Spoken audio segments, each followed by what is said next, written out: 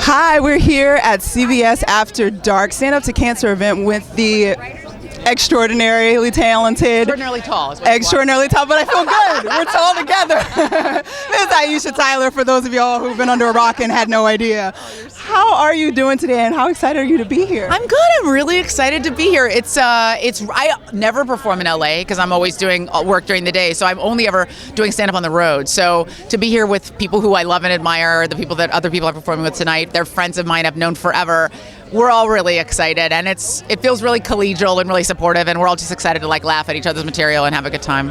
What did you do to prepare for an event like this? You're not used to being in LA. It's a little bit different. No, I didn't really prepare.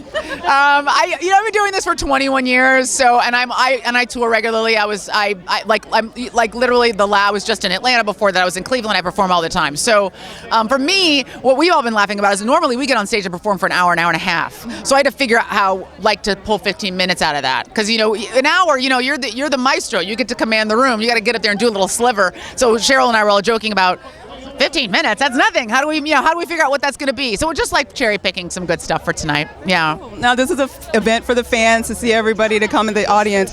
Being a celebrity, how do you navigate this world of celebrity and still giving the fans what they want, but still having your life? And because you seem to be so self-revealing, especially on the talk and with your stand-up, how do you sort of wade in those waters? Well, I don't know. I mean, I don't think I ever made some kind of a vow or decision to just stay myself. But as a comedian, and I talk a lot about this on my podcast, Girl on Guy, you can't be truly funny until you're truly yourself on stage. And I think there are a lot of people that when you see them, they seem as if they're playing a character. But I think the really brilliant comedians, the Chris Rocks or the Richard Pryors or the Lenny Bruces or the Louis C.K.'s, they're just themselves. And that honesty is why people love them so much. That's what's so powerful about them. They're not just funny.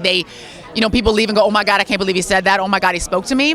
So I've just always been myself. And, for a long time, I was really kind of very unpopular and nerdy, and I didn't have any choice but to be myself because then nobody would like me anyway. So now, I'm just comfortable in my body because it's the only one I have. And I think it's just the only way I know how to live my life, is just to be honest and tell the truth and be myself. And it's a lot easier than trying to remember a character every day.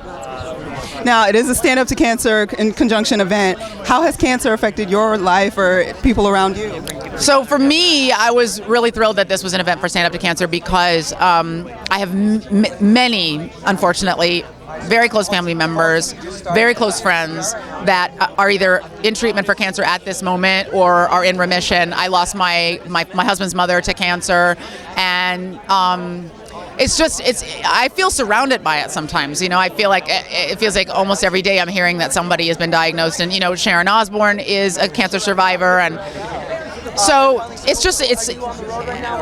don't think we also understand why it's proliferating the way it is. We have to pay attention to it. It affects everybody from little babies to people in their 80s, everyone, men, women, and it's just something we have to focus on. We have to find a way to fight it. We know it can be fought. We know that we're more effective against some cancers than others. We got to figure out a way to eradicate this disease because it's just taking so many lives. Of course. And speaking of healthcare, we have a government shutdown over Obamacare and healthcare in the country right now. Yeah. What are your thoughts on that? Well, on Monday I said if the government can shut down, why can't Miley Cyrus's vagina? But that's not really what you asked me.